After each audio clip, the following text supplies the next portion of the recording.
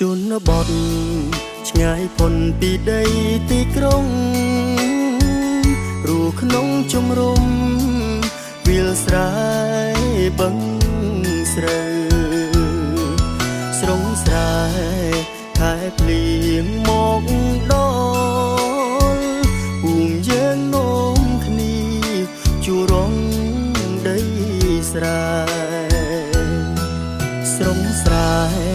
មានតែធ្វើស្រែដាំស្រូវ